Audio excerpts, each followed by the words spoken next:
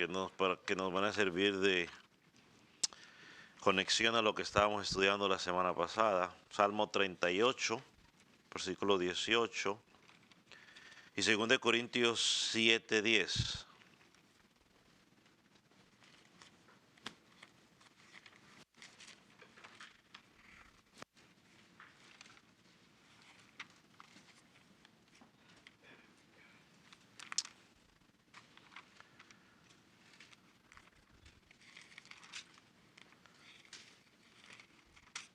¿Los tiene? Dice Salmo 38, versículo 18.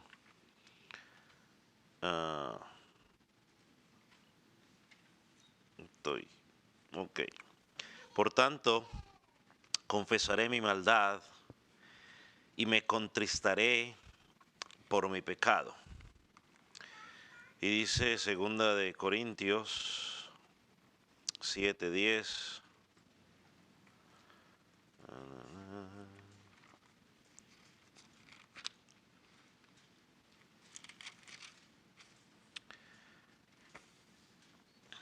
Porque la tristeza, que es según Dios, produce arrepentimiento para salvación. De que no hay que arrepentirse, pero la tristeza del mundo produce muerte. ¿Puede tomar asiento? Estamos hablando sobre la naturaleza del arrepentimiento. Y dijimos que la naturaleza del arrepentimiento tiene 6 ingredientes o 6 elementos, que todos son necesarios. De ello ya estudiamos el primero y la semana pasada comenzamos a hablar el segundo y ahí nos hemos detenido y vamos a tratar de terminarlo. Dijimos que el primer ingrediente del verdadero arrepentimiento es la percepción del pecado. Y cuando hablamos de la percepción del pecado, nos estamos refiriendo al acto de reconocer el pecado o reconocer que somos pecadores o que hemos pecado contra Dios. Estudiamos también que la capacidad o esta percepción o reconocimiento del pecado es algo que se origina en Dios, no en sí en el hombre, aunque nosotros somos como hombres lo hacemos, pues se origina en Dios. Y creo que leímos un pasaje donde Salomón lo describe claramente allá en Primera de Reyes, capítulo 8, del versículo 46 al 49, más específicamente creo en el versículo 47. Y también lo miramos en Lucas, capítulo 15. La semana pasada, ¿no? Cuando hablamos del hijo pródigo que volvió en sí. El segundo elemento que comenzamos a estudiar es que el arrepentimiento bíblico trae consigo tristeza por el pecado, ¿no? Esto es repaso para que ustedes se pongan en la línea, ¿no?, de lo que estábamos hablando la semana pasada. Y tristeza por el pecado, vamos a recordar una parte nomás de la definición que dijo el teólogo Wayne Grudem sobre el arrepentimiento, donde él decía que el arrepentimiento es una tristeza sentida de corazón, es decir, en la mente por causa del pecado. Es una tristeza sentida de corazón o de la mente, o otra palabra que podemos usar, sincera, por causa del pecado. Y cuando hablamos de esa tristeza por el pecado, dijimos que tiene 3 propósitos. El primero, para hacer a Cristo más precioso. Segundo, esa tristeza es para o causa que abandonemos el pecado. Y en tercer lugar, esa tristeza tiene como propósito dar consuelo sólido, es decir, que cuando nos acercamos a Él en arrepentimiento, pues tenemos la confianza de que Él nos va a ¿qué? A perdonar. Luego hablamos de las características de esa tristeza, de esa verdadera tristeza, y dijimos que era una angustia interna, una angustia del corazón o de la mente. Es una tristeza por los pecados del corazón, Dijimos que es una tristeza sincera y es una tristeza basada en la fe. Allí quedamos. Hoy vamos a ver la cuarta, quinta y sexta característica de esta verdadera fe. Quizás hoy vamos a hablar unos 30 minutos, no mucho, porque no quiero entrar de hecho en el otro punto para no dejarlo a la mitad, así que quizás hoy vamos a estar más poco tiempo. Entonces, vamos a hablar el cuarto punto, que es que la verdadera tristeza del arrepentimiento es una tristeza grande. Cuando hablamos de una tristeza grande, vamos a pensar en lo que dijo un historiador. Un historiador dijo lo siguiente: Cornelius a Lapide dijo lo siguiente: en la crucifixión de Cristo hubo el mayor lamento de los fieles, como sucedió en la muerte de Josías, quien fue el antecesor y el tipo de Cristo. Cuando Josías murió, hubo un gran duelo fúnebre en el pueblo. Y esa debe ser, decía este historiador, la altura de la tristeza en nuestro corazón por causa del pecado. Aquí nos hacemos una pregunta: ¿tienen todos el mismo grado de tristeza? No, la respuesta podríamos decir, o la misma intensidad, la respuesta podríamos decir que no. Porque se puede producir en mayor o menor medida dependiendo la persona, pero lo que sí tenemos que tener en cuenta es que cuando hay un nuevo nacimiento o regeneración, produce dolor en nuestro corazón por el hecho de identificar que hemos pecado. ¿Contra quién? Contra Dios. Algunos no son muy expresivos y eso no significa de que no estén tristes, pero hay tristeza en su corazón. Algunos que han sido ofensores más graves, de pronto pueden manifestar una angustia, un dolor más grande a consecuencia de ese pecado. Y por ejemplo podemos pensar en el apóstol Pablo. Vaya a 1 Corintios 15:9. 1 Corintios 15:9, donde vemos un ejemplo de esta tristeza profunda o esta gran tristeza a causa del pecado. Y yo se la voy a leer en la Nueva Traducción Viviente, porque me gustó la forma en que lo presentan. Es más, déjenme, bueno, mejor leámosla nomás en la Nueva Traducción Viviente por amor a los hermanos de la computer. Dice: pues soy el más insignificante de todos los apóstoles. De hecho, dice, ni siquiera soy digno de ser llamado apóstol después de haber perseguido a la iglesia de Dios como lo hice. Pablo, aún siendo uno de los apóstoles quizás más reconocido después de Pedro, o quizás él está por encima de Pedro, uno de los que más Dios utilizó para escribir 13 cartas en el Nuevo Testamento, prácticamente casi la mitad del Nuevo Testamento. Y aquí él todavía, aún en el cargo de apostolado, sentía ese dolor y esa tristeza del pecado que había hecho. Y mire que él dice, ni siquiera dice porque perseguía a la iglesia. Él dice, ¿perseguía a quién? ¿A quién dice que persiguió? A la iglesia de Dios. O sea, la iglesia no es ni del pastor. A veces la gente dice, es que a mí no me, es que yo no voy a ir a su iglesia. Le dije, pues bueno, pues no vaya porque es que no es mía. O a veces los pastores decimos, no, es que yo en mi iglesia, bueno, o sea, no es de nosotros, es de él. Servimos en esa congregación. Y Pablo dice, en Pablo había un dolor profundo porque había perseguido, había matado a muchos miembros físicamente de la iglesia de Jesucristo. Entonces, volviendo a la pregunta, ¿cuán grande debe ser la angustia o la tristeza por el pecado en nosotros? Hermano, debe ser más grande que la angustia terrenal que usted pueda sufrir aquí en la tierra. Y usted dirá, pastor, pero ¿cómo va a comparar eso? Bueno, cuando lo entendemos a nivel espiritual, esa angustia tiene que ser mucho más grande.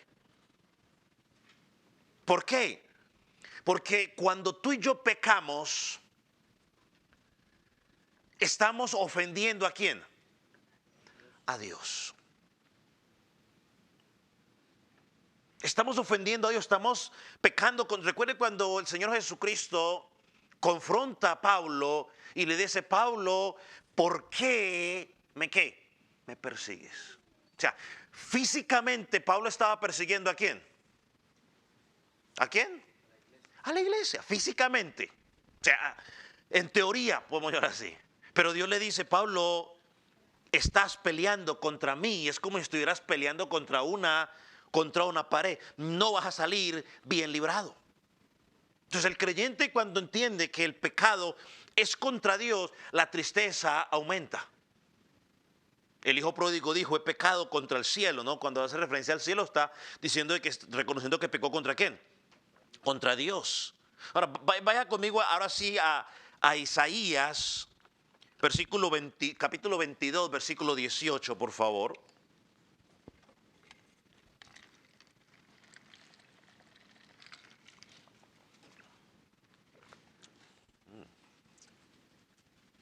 Isaías 22, 18. 22, 12.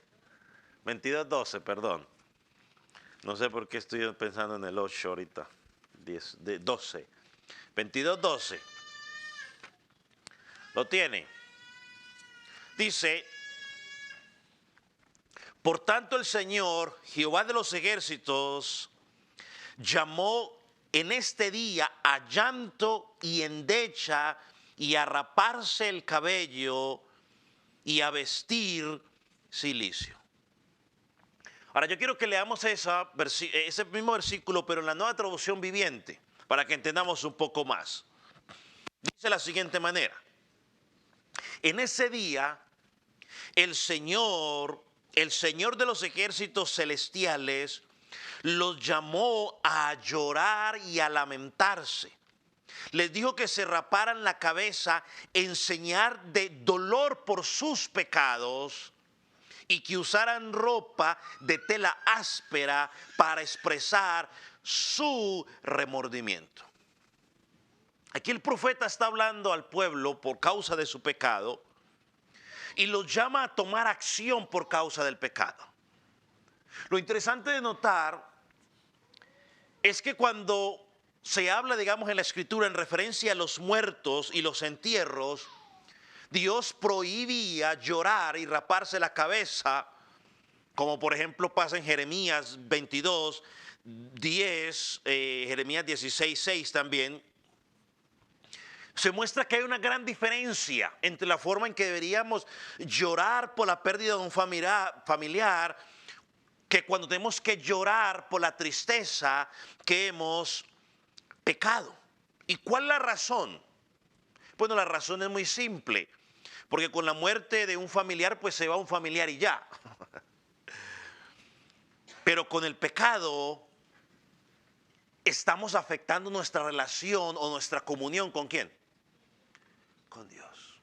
Cuando el creyente peca, su relación con Dios, su comunión con Dios se ve afectada. Por lo tanto, el dolor debe ser, por el pecado debe ser ¿qué? Mayor. ¿Cuál fue la diferencia entre el lloro? Regresando a nuestra pregunta, ¿qué tan grande debe ser la tristeza por el pecado? Judas lloró, Pedro lloró. ¿Cuál es la diferencia? No tenemos un instrumento físico para medir la tristeza, pero podemos tratar de hacer una comparación con algunas cosas que encontramos en la Escritura. Por ejemplo, el primer ejemplo está en 1 de Juan, capítulo 2, versículo 15 y 16, un versículo muy conocido. O sea, yo lo que quiero tratar de hacer una comparación. Primera de Juan, 2, 15 y 16. Dice, en otras palabras, que uno no puede amar al mundo y amar a Dios a la misma vez. Porque el que ama al mundo, el amor del Padre no está en él. Si le está saliendo ese versículo así es porque yo lo medio arreglé, los traté de ponerlos junticos. Por eso va a sonar diferente a lo que dice su Biblia. Parafraseados. El amor del Padre, no, yo no puedo amar al mundo y al Padre al mismo tiempo. Porque si amo al mundo, estoy demostrando que el amor del Padre no está en mí. En el caso de Zaqueo, que vamos a mencionar más adelante, que ya se ha mencionado, vemos que Zaqueo no estaba atado a las cosas físicas o materiales, porque él estuvo dispuesto a cuadriplicar si de pronto había defraudado a alguna persona. El apóstol Pablo en Filipenses, capítulo 3, versículo 8, dijo lo siguiente: todo lo he tenido por basura con tal de ganar ¿a quién? A Cristo, o tener mayor conocimiento de Jesucristo. Estos versículos que yo acabo de mencionar, ahí en Primera de Juan, el ejemplo de Zaqueo, Filipenses 3:8, nos muestran algo claro.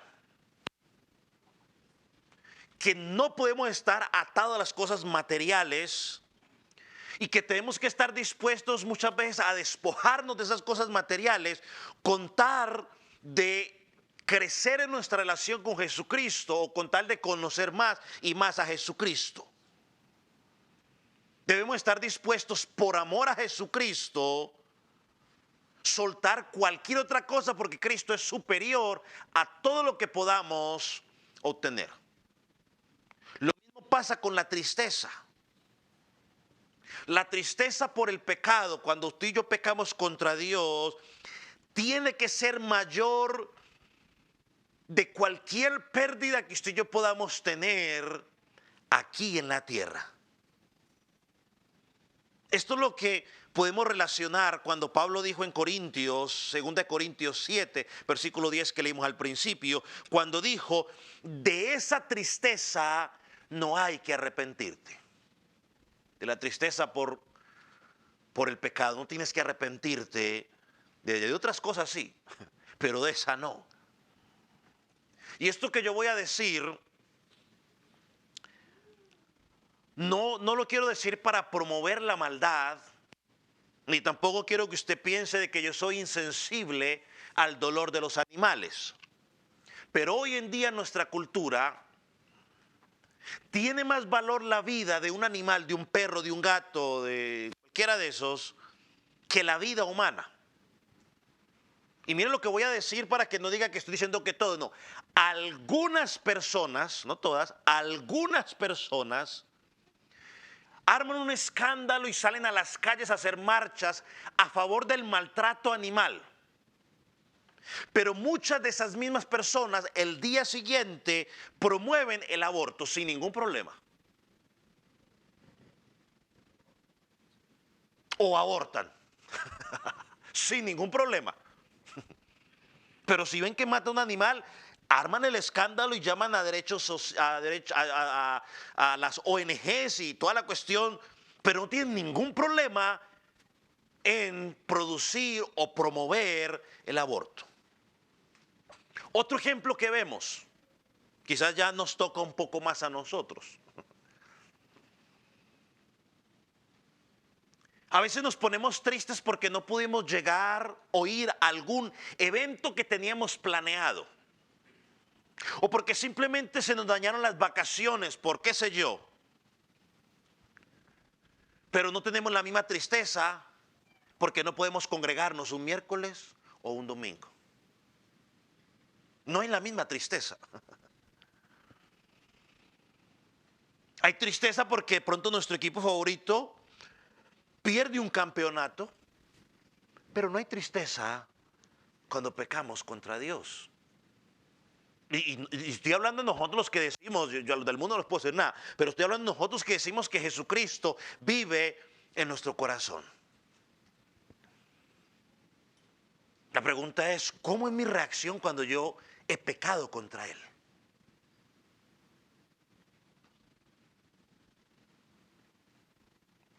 Entonces, ahora, no se trata de empezar a buscar quién tiene más tristeza o quién tiene menos tristeza por el pecado. Se trata de preguntarnos a nosotros mismos, ¿qué tanto me entristezco yo cuando peco contra Dios? Porque no es contra lo humano, sino contra Dios.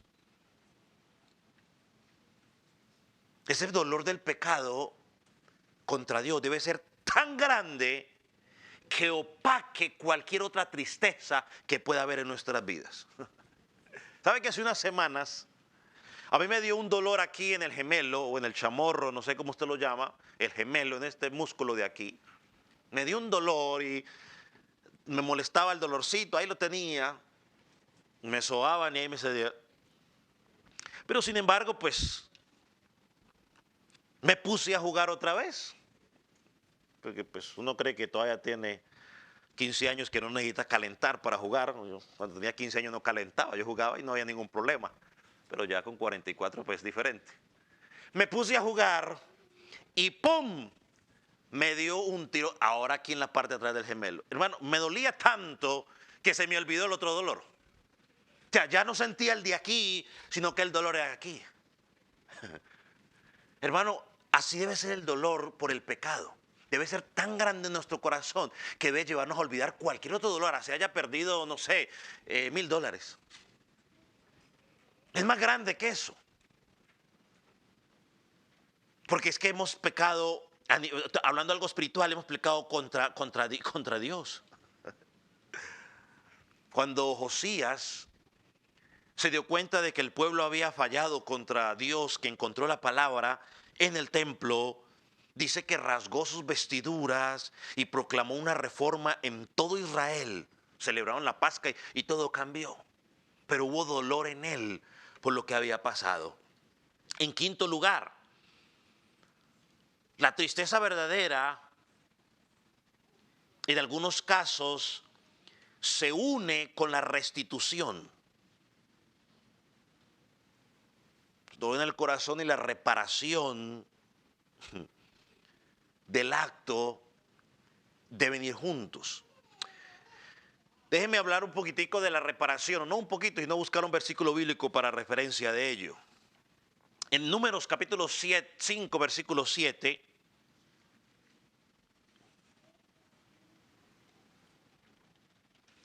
Dios había estipulado, ¿no?, que si alguno había perjudicado a otro con sus bienes, o lo había robado, o había sido injusto, debía tener una conciencia para compensar. Y miren lo que dice Números 5, 7.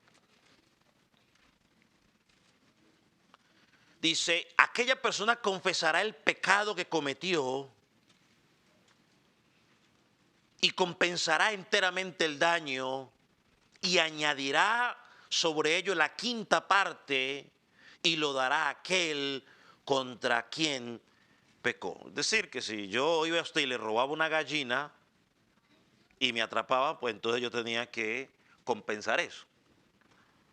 Eso es lo que vemos, por ejemplo, en Zaqueo.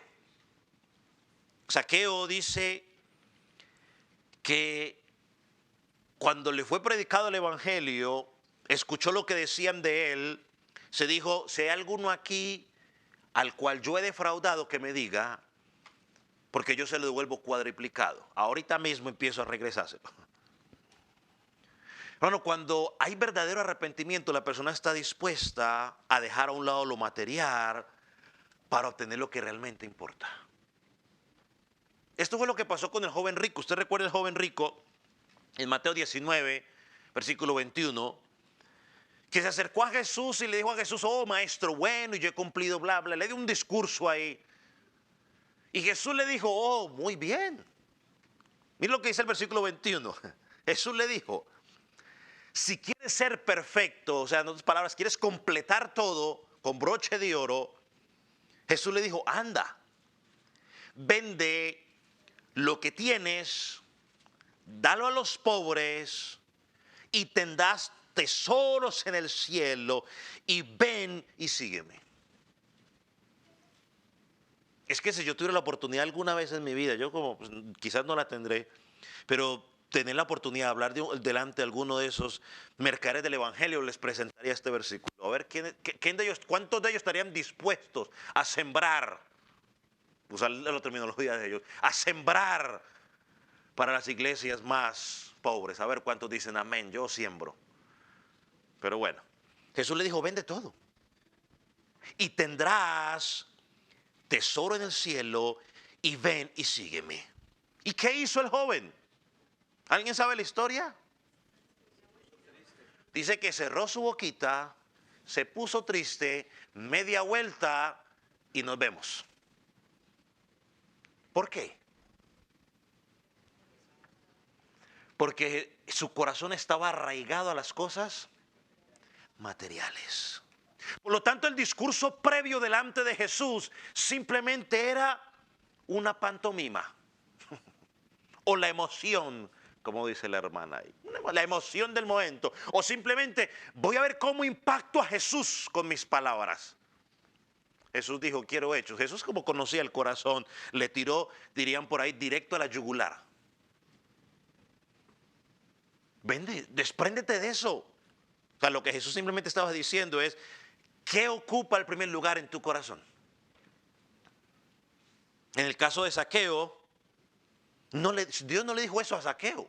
Zaqueo solo fue una acción que Zaqueo realizó como resultado de su arrepentimiento. Yo lo vuelvo a decir, hermano, cuando hay arrepentimiento, algo tiene que pasar en tu vida. Cuando hay una conversión verdadera, algo tiene que pasar en tu vida. Mire, vaya a Lucas 19, versículo 7 en adelante, para que miramos lo que pase allí, lo que dice ahí.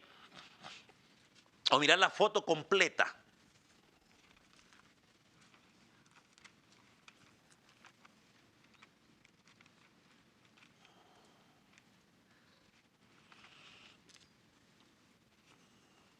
Porque el concepto es claro, ¿no? Zaqueo vio que Dios iba a pasar por ahí. Se subió a un árbol, lo vio, lo invitó a su casa, entró y entonces empezó el problema. Porque la gente, en lugar de gozarse, porque algo iba a pasar en la vida de Zaqueo, ¿qué empezó a hacer? ¿Qué empezó a hacer? Versículo 7.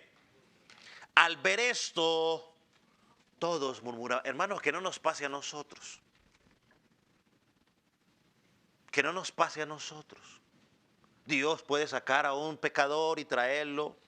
Puede traer una cantidad de tatuajes. O con el pelo largo, corto, qué sé yo. Pelado, no sé, qué sé yo.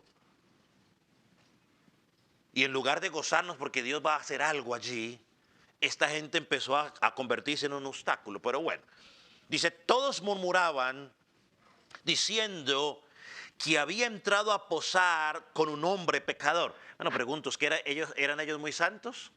¿Te estaban demostrando todo qué? Lo contrario, que estaban igual de mal que el otro. Pero bueno, por lo menos este tenía un deseo.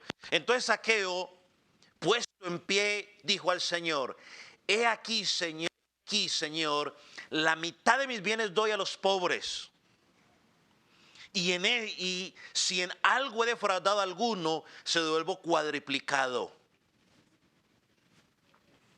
Ahora miren la respuesta de Jesús. Jesús dijo, hoy ha venido la salvación a esta casa. Y cuando digo esta casa, no es a la casa en sí, sino ¿a quién? A Zaqueo. En otras palabras, Dios está diciendo, Zaqueo, estás demostrando con hechos que verdaderamente te has arrepentido. Volviendo a lo que estamos hablando los domingos, las marcas, las evidencias, por su estilo de vida lo demostró. No se tuvo que parar a decir, ahí soy evangélico, creo en Jesús. Sus acciones lo demostraron. Dice, por cuanto él también es hijo de Abraham, porque el Hijo del Hombre vino a buscar y a salvar a los que estaban saludables y salvos. Hermano, no perdamos de vista que Jesús vino a buscar pecadores. O sea que todo, o sea Pecadores. No podemos raspar, pelar el pez, quitar las escamas a los peces si no los hemos pescado. A veces queremos pelarlos antes de pescarlos. Es imposible. ¿A qué me refiero? Que a veces queremos que la gente llegue cambiada a la iglesia. Es imposible. ¿Cómo quiere usted que un muerto llegue cambiado? Hasta que Dios no le dé vida, no va a empezar a producir esa nueva vida. Entonces hay que ser muchas veces misericordiosos, que no nos pase lo de estos hombres. Que en lugar de ser una herramienta nos convertimos en un obstáculo o en piedras de tropiezo. Entonces, este es un corazón arrepentido. Trató de reparar el daño. Eso también lo hizo Manasés. Ahorita vamos adelante, vamos a mirar con Manasés, que también hizo lo mismo. Otro ejemplo que encontramos es lo vemos en Pedro, en Lucas, capítulo 22.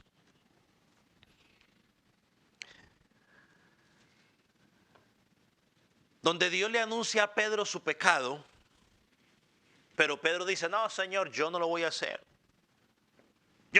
Señor, yo estoy dispuesto a ir hasta la muerte contigo, Señor. Vaya Lucas 22, 31 y 32.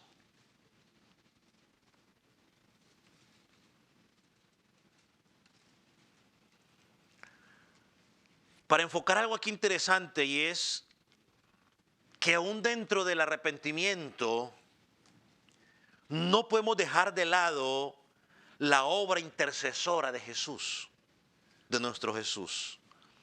Dice que Dios le dijo a Pedro,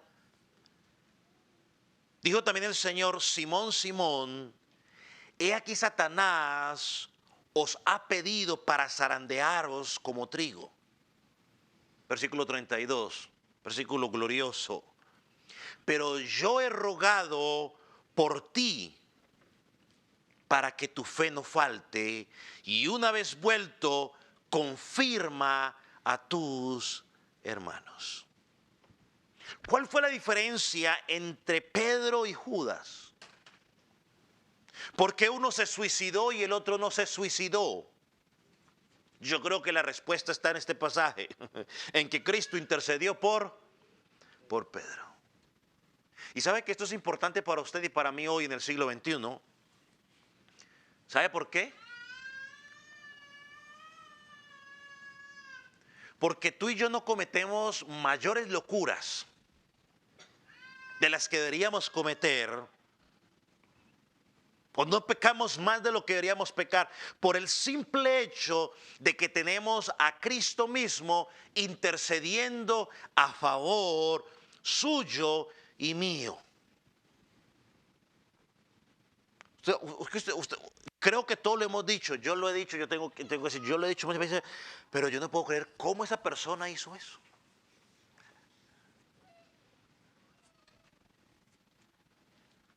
Usted y yo pudiéndolo hacer, muchas veces no lo hacemos. Y no es porque seamos mejores. Muchas veces es la intercesión del Padre, del Hijo, a favor suyo y mío, que nos preserva. Que nos preserva. Es otra ventaja que tenemos de ser hijos de Dios. Que Él intercede a favor nuestro. En sexto lugar, es una tristeza permanente. Y aquí no estoy hablando de unas lágrimas temporales, como consecuencia, digamos, de un sermón que escuché el pastor y muy bonito y lloro por un ratico y luego se me secan las lágrimas allá. No, lágrimas de cocodrilo, como dicen. No sé por qué las llaman así, pero lágrimas de cocodrilo, hay que averiguar. Un día leí algo, pero no sé qué tan cierto sea. Pero dicen que el cocodrilo, después de que se come algo, luego se pone a llorar. Pues no sé. No sé si sea la verdad, pero yo no sé si eso sea realidad, pero bueno, yo ya lo dejo para que usted investigue. Si encuentra, me avisa. Los cocodrilos tienen lágrimas, Ana dice que el cocodrilo tiene lágrimas, entonces, no sé a qué se refieren con lágrimas de cocodrilo, pero normalmente cuando alguien usa esa expresión de lágrimas de cocodrilo, lo que estamos diciendo que son unas lágrimas, ¿qué? Falsas, ¿no? No lloro porque a veces el lloro es simplemente porque me han atrapado. Unas lágrimas que pasan pronto, Pero la angustia por haber pecado contra el Salvador es permanente. Vamos a Manasés, a leer un poco sobre la vida de Manasés. Vamos a leer el pasaje completo. Crónicas, segunda de Crónicas 33, 1-13. Y ese libro Manasés yo creo que ni en libros apócrifos está. De hecho, los libros escondidos que tanto defienden por ahí algunos. Son tan terribles esos libros apócrifos que hasta ellos mismos han sacado algunos de los malos que son. Yo iba a decir Apócrifos 2. Segunda de Crónicas 33, versículo 1. ¿Lo tiene? Déjeme leérselo. Dice, de 12 años era Manasés cuando comenzó a reinar, y 55 años reinó en Jerusalén, de 12 años, y reinó 55. Pero hizo lo malo ante los ojos de Jehová, conforme a las abominaciones de las naciones que había hecho delante de los hijos de Israel, que había echado delante de los hijos de Israel. Porque él reedificó los lugares altos que Ezequías, su padre, había derribado. Y levantó altares de los Baales e hizo imágenes de acera y adoró a todo el ejército de los cielos y le rindió culto. Edificó también altares en la casa de Jehová, de la cual había dicho Jehová, en Jerusalén estará mi nombre perpetuamente. 5. Edificó asimismo altares a todo el ejército de los cielos en los 2 atrios de la casa de Jehová, y pasó sus hijos por fuego en el valle del hijo de Hinón, y observaba los tiempos y miraba en agüeros, era dado adivinaciones, consultaba a adivinos, encantadores. Se excedió en hacer lo malo ante los ojos de Jehová hasta encender su ira. Además de esto, si fuera poco, puso una imagen fundida que hizo en la casa de Dios, de la cual había dicho Dios a David y a Salomón su hijo, en esta casa en Jerusalén, la cual yo elegí sobre todas las tribus de Israel, pondré mi nombre para siempre. Y nunca más quitaré el pie de Israel de la tierra que yo entregué a vuestros hijos, a vuestros padres, a condición de que guarden y hagan todas las cosas que yo os he mandado. Toda la ley, los estatutos y los preceptos por medio de Moisés. Manasés, pues, hizo extraviar a Judá y a los moradores de Jerusalén para hacer más mal que las naciones que Jehová destruyó delante de los hijos de Israel. Y habló Jehová a Manasés y a su pueblo, mas ellos no escucharon. Por lo cual Jehová trajo contra ellos los generales del ejército del rey de los asirios, los cuales aprisionaron con grillos a Manasés y atado de cadenas lo llevaron a Babilonia. Mas luego que fue puesto en angustia, oró a Jehová su Dios, humillado grandemente en la presencia del Dios de sus padres, y habiendo orado él, fue atendido, pues Dios oyó su oración y lo restauró a Jerusalén, a su reino. Entonces reconoció Manasés. Entonces reconoció Manasés que Jehová era Dios. Dentro de los reyes más perversos que tuvo este pueblo, Manasés es uno de ellos. De los más malos está él. Pero algo que encontramos en su vida, en lo que acabamos de leer, es que hubo humillación en su vida que parece ser que trajo arrepentimiento. En el caso de Acab, este rey también malvado, no fue así. Porque cuando el profeta lo confrontó con su pecado, no hubo arrepentimiento en él. Cuando le dijeron cómo sería su muerte, pues medio se asustó un poquito, pero cuando tuvo la oportunidad de seguir en su maldad, siguió en su maldad. Pero cuando vemos a Manasés, sí vemos que en Manasés sí hubo un cambio. Porque no solo oró para ser liberado de la situación en la que encontraba, sino que una vez que fue restaurado hizo algunas cosas. Mira el versículo 14. Dice, después de esto, edificó el muro exterior de la ciudad de David al occidente de Gijón, en el valle, a la entrada de la puerta del pescado, y amuralló Ofel, y elevó el muro muy alto, y puso capitanes de ejércitos de todas las ciudades fortificadas de Judá. Asimismo, mira el versículo 15, quitó los dioses ajenos y los ídolos de la casa de Jehová y todos los altares que había edificado en el monte de la casa de Jehová y en Jerusalén, y los echó fuera de la ciudad. 16.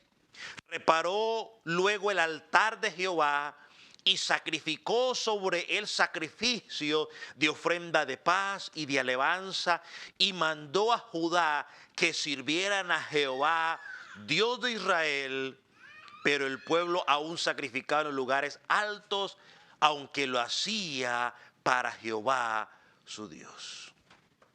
En él ahora vemos una tristeza por su pecado verdadera. ¿Por qué? Porque primero desvió al pueblo, que eso es fácil. Desviar a alguien de la verdad es lo más fácil que hay. El problema es traerlo a la verdad luego. Pero luego empezó de su arrepentimiento a corregir, y dice que ordenó, reparó, lo sacó y ordenó al pueblo ahora sacrificar sacrificio de paz, sacrificio verdadero a Jehová. Entonces, la tristeza no es simplemente llorar. La tristeza por el pecado me lleva a mí a hacer algo. Me lleva a restituir. Causa dolor. No es cuestión de chiste por mi pecado. Sí, Franco, Dios me perdona. No, es un dolor profundo. Vamos a dejarlo allí. Y si Dios nos da vida, el próximo miércoles comenzamos con el la quinta, ya no sé cuál, ingrediente del arrepentimiento bíblico. Vamos a orar. Ponga sobre sus pies.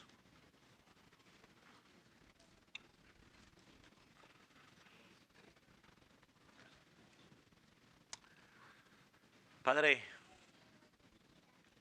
te damos gracias porque tu palabra nos confronta y porque encontramos ejemplos en la Escritura que nos ayudan para hacer los correctivos que tenemos que hacer en nuestra vida.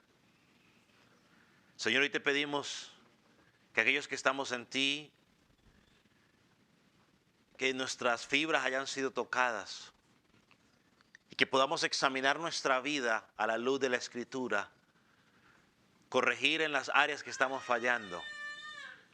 Señor, te damos gracias porque hasta aquí tú nos has ayudado, hasta aquí nos has sostenido, y porque seguimos confiando, Señor, en la intercesión que tú haces a favor nuestra para sostenernos en medio de las dificultades. Gracias, Señor, porque aunque estamos en este mundo pecaminoso, Señor, aunque muchas veces tenemos la tendencia a pecar, tú estás intercediendo a favor nuestro para que nuestra fe no decaiga. Señor, enséñanos cada día a seguir viviendo y caminando en la rectitud que tú pides de nosotros. Enséñanos cada día, Señor, a vivir con un corazón de arrepentimiento, un arrepentimiento verdadero, entender que fallamos contra ti, hacer los correctivos. Padre, gracias. En el nombre de Jesús.